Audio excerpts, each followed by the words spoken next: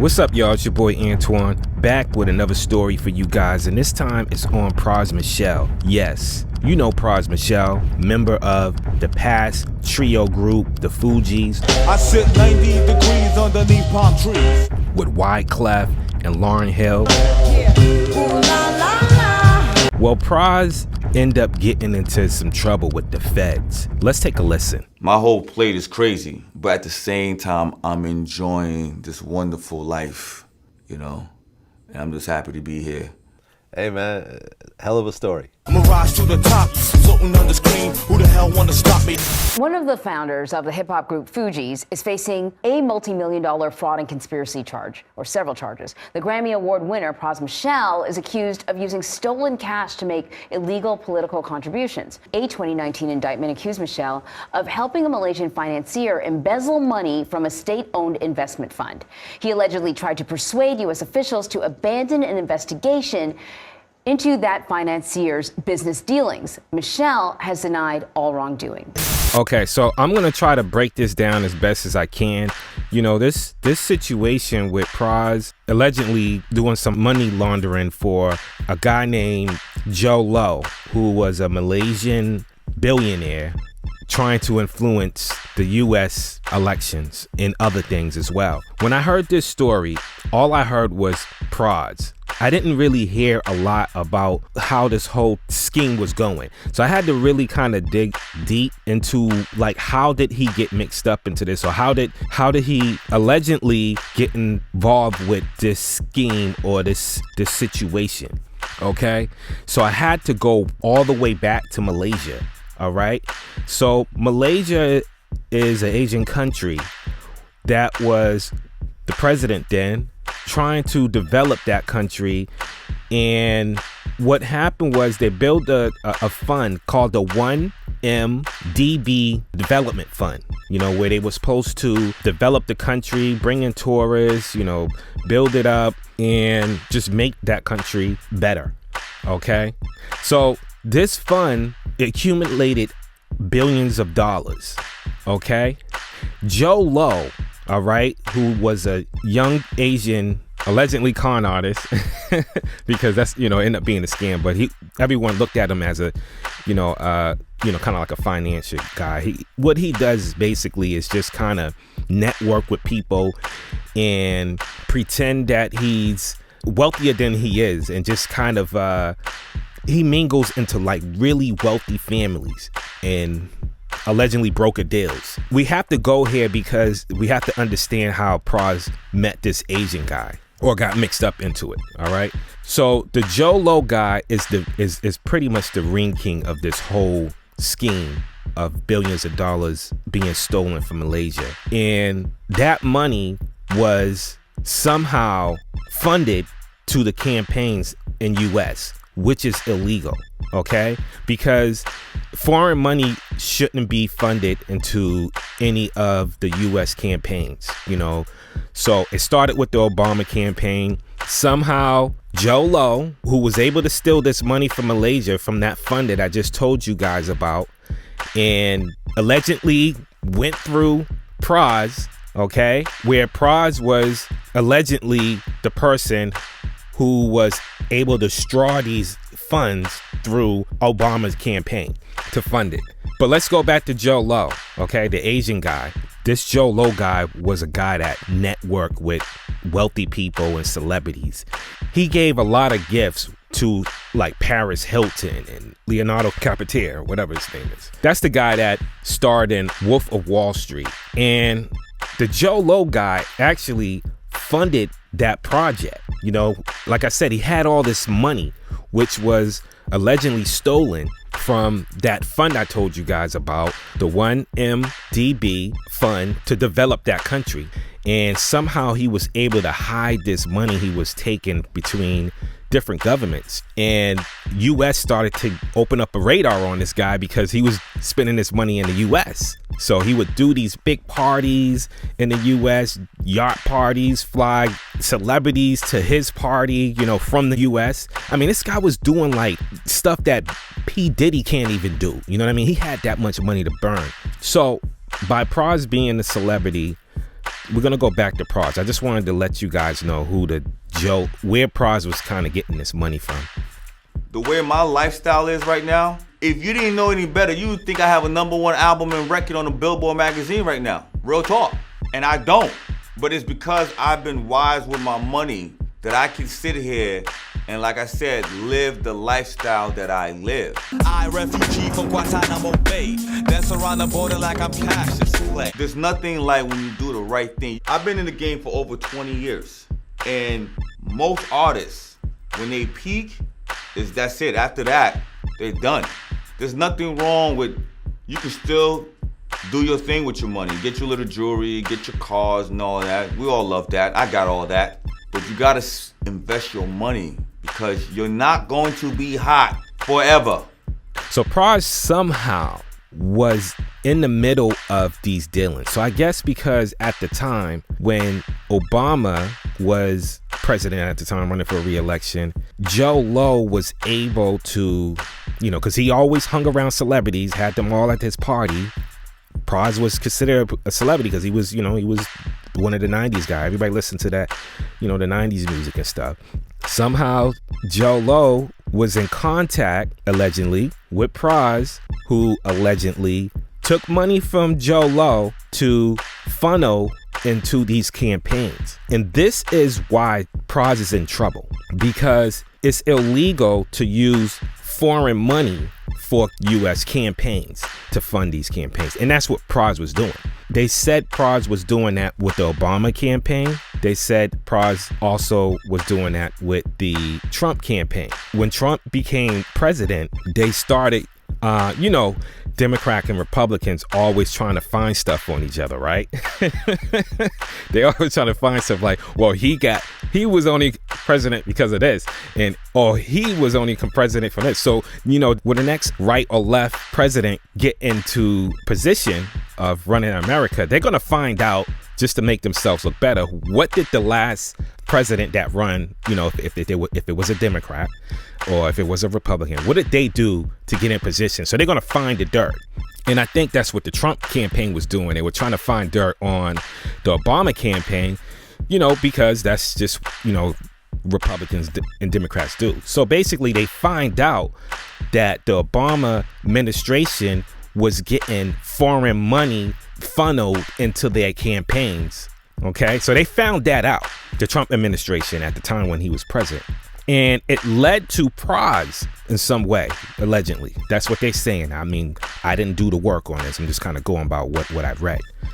All right. But not only that, when they funneled everything through, they started tracing everything and started investigating through all the celebrities that was getting this money that somehow Joe Low was scheming, okay, from this country. Like I said, he was showering all the celebrities and stars with gifts, like $9 million artworks, and he made his way into spending so much money in the U.S., where he started his own movie production company called Red Granite Productions. And that was the movie studio that actually funded the movie Wolf of Wall Street. Joe Low and I think another guy co-founded this company, but they were trying to stay on the low with it. You know what I'm saying? They didn't want to really be in the scenes. They just wanted to fund it. But yeah, they were the co-owners who invested $100 million. The film cost $100 million. And there probably was other investors, I don't know, but they funded a lot of it. So what Joe Low did this time, he was like, all right, he's hearing that the Trump administration is investigating funds being donated to the Obama administration. And it was starting to get traced down to Joe Low. So now Joe Low somehow, I don't know why he chose Pras, but I'll tell you, I guess, why. Somehow was able to funnel money to Pras and had Pras try to funnel money to the Trump administration to stop investigation. All right. The Joe Low guy didn't want Trump administration to investigate these funds being funneled through the campaigns. And also he was trying to have Pras funnel money. I don't know if Pras was successful or not. He probably was, because then you know what I mean? That means that it's illegal with the transaction. I mean, that's why he's in court. Pras also allegedly did a favor for Joe Lo by funneling money to the Trump administration to free a guy from China. And I don't remember his name. I don't think it's that important right now. But there was a guy that the U.S. had in jail who the Joe Lo guy was trying to set free by funneling money, try to persuade the U.S. Fast forward to 2022, okay?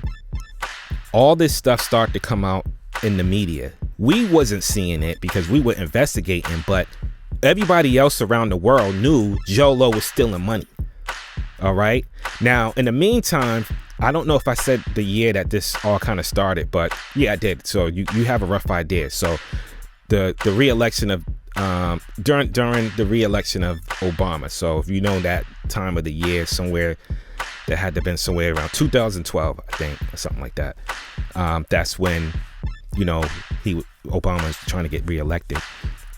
All right. So this whole bracket, so you take 2012 to 2023, right? That's a good almost 11 years. So through this whole thing, of course Pras wasn't doing this just he wasn't doing all this just because he wanted to be generous. He was making money out of this because the Joe Lo guy was allegedly paying Pras to funnel all these like he was living it up. I mean, he wasn't really, we didn't really see Pras rolling in Rolls Royces and Bentleys and all that, but he was living good. You know what I mean? He was doing it up. I don't even want to say he was living good. He was living extremely good because he was getting paid to do these political funding money situations for the Joe Lo guy. And I was trying to find like pictures with him and Joe Lo, but I can't find them. But I do find a lot of pictures with Joe Lo and tons of other celebrities. Now, there's other celebrities that's been getting money from Joe Lo. All right, the Chinese guy. And here's the thing. I don't know, because I didn't do the investigation of whether or not these celebrities were also trying to influence campaigns as well. Only person they saying who was the go-to guy or the funnel guy to the campaigns was Pras. Now, recently, Leonardo Capitore had to sit into this trial and was asked a lot of questions about Joe Lo and money that's been received and gifts that's been received. And he's not in trouble. He's just a witness. You know what I mean? Like, I don't know why he's not in trouble. Maybe because they didn't find him in any way using this money to influence campaigns. And the only person that they found was Pras. So he definitely knows what's going on. And all the gifts that he got from the Joe Lo guy, he ended up giving back. So Pras right now is in a situation where he's probably fighting by himself. You know what I mean? Well, he got a good lawyer. He does have a good lawyer, same lawyer that usually works with all the rappers, getting them off, different murder cases and stuff like that. So he does have a good lawyer to help him through the situation. But from what I've read, the U.S.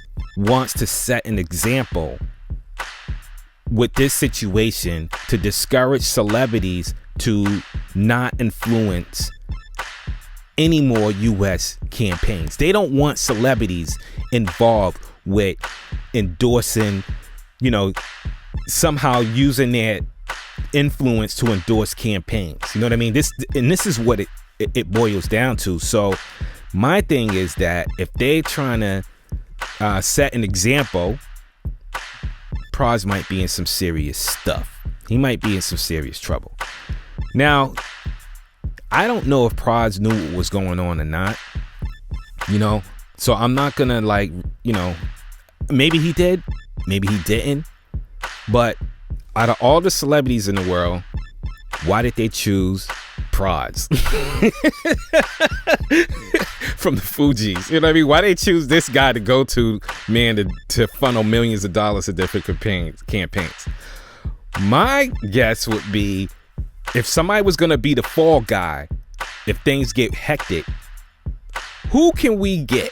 And I think that's what it narrowed down to. And To me, it seems like Pras was picked to be the fall guy, but we don't know. We don't know what the situation is. The U.S. government has been investigating this for years, and usually when the feds investigate stuff, you know, they try to make sure they get enough evidence before they bring you in that courtroom. So yeah, I'm glad I'm able to get this all out. And so I wanted to bring this attention to you guys because it's kind of big. No one's really talking about this, man. Pras is in, you know, he's you know, he might be in some serious stuff right now. You know what I mean? If his lawyer can't defend him in a way where the lawyer can get him off, and you know, he'll be forgiven for funneling money, or if they can prove, you know what I mean? I don't know if the U.S. had proof that he was doing it. You know what I mean? I didn't really see that yet. But this is why Pras is in court right now. I don't know, man. I don't know how you dudes get mixed up into this stuff. You know what I mean? Like, if somebody's paying you $70 million to pass on some money, like, you might want to know what it really is all about, and you might want to have a lawyer. You might want to make sure the person that's giving you $70 million to give somebody else, you know, $200 million. And like, hey, I'm gonna pay you $70 million. They pass on $200 million. Like, come on now. You know. So anyway, hope this clarifies some of the things that's going down with Pras' situation in court. And yeah, man, check out more videos on our channel. I'm Antwoine. Peace.